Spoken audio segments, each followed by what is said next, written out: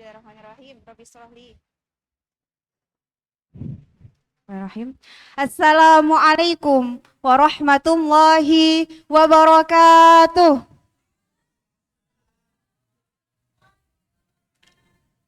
Alhamdulillah, alhamdulillahilladzi amarona bida'watin nasi ilaih kay nas'ada bi ta'atih.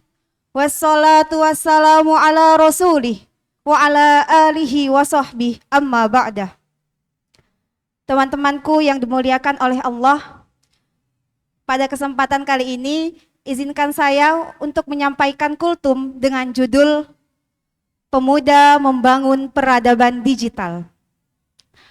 Berbicara tentang pemuda, John F. Kennedy, Presiden ke-35 Amerika Serikat, yang dikenal dengan pandangannya mengenai pemuda dalam membangun peradaban, beliau pernah berkata, "The energy, the void, the devotion which we bring to this endeavor will light our country and who serve it, and the glow from that fire can truly light the world."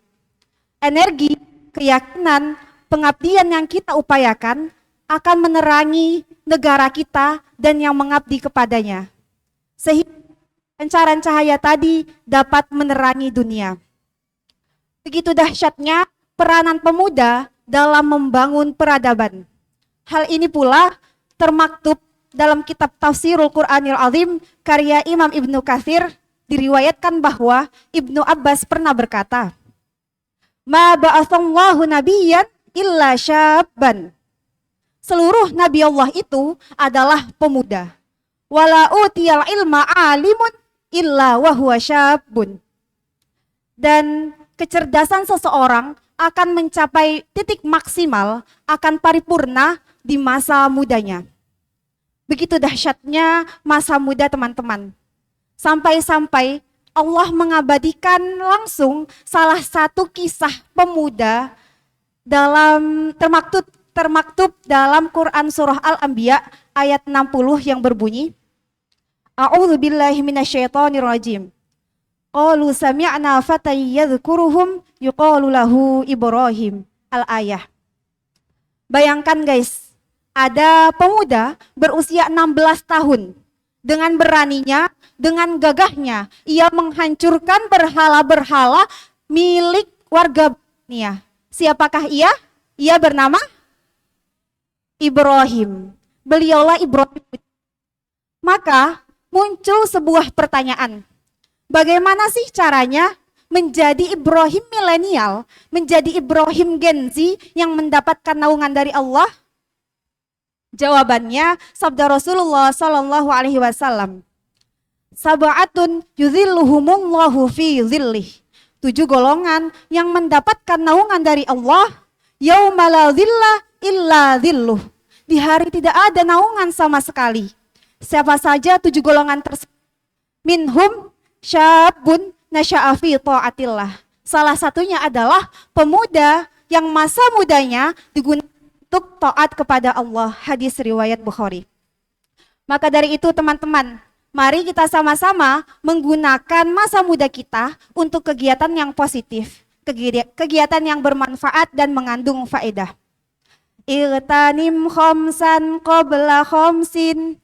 Ingat 5 perkara sebelum 5 perkara. Muda sebelum tua, sehat sebelum sakit, kaya sebelum miskin, lapang sebelum sempit, hidup sebelum mati.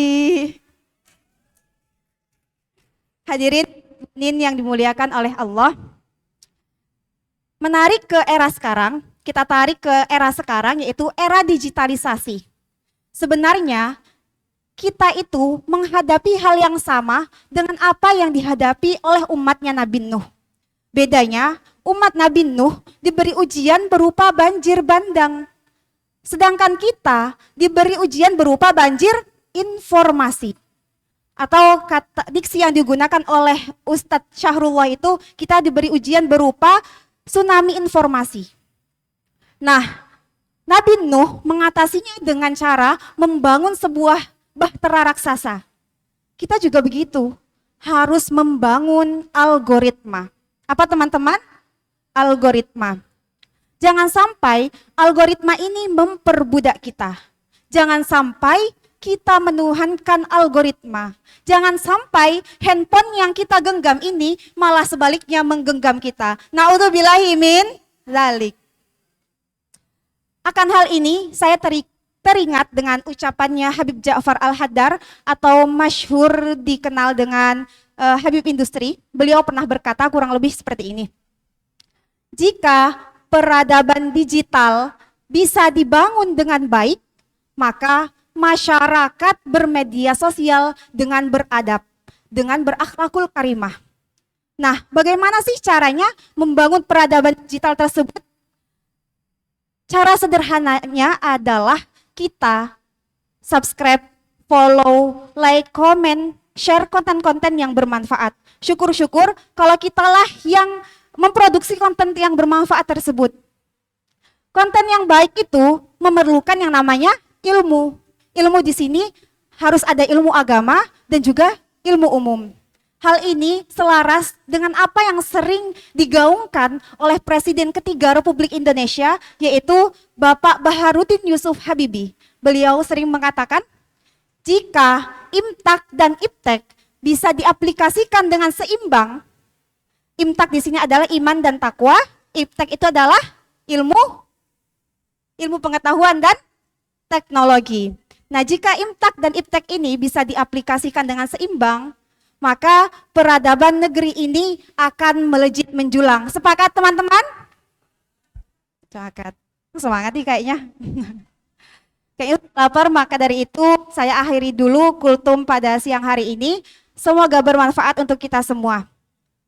Tapi saya tutup dulu dengan sebuah pantun, tolong teman-teman nanti bantu cakepnya ya. Santri Beki ziarah Makkah Madinah. Cakep, amin. Pulangnya mampir ke Tunisi. Kurang semangat, ulangi ah. Santri Beki ziarah Makkah Madinah. Pulangnya mampir ke Tunisi. Jadilah pemuda yang taatillah wa rasulillah serta berdaya di era digitalisasi. Wassalamualaikum warahmatullahi wabarakatuh.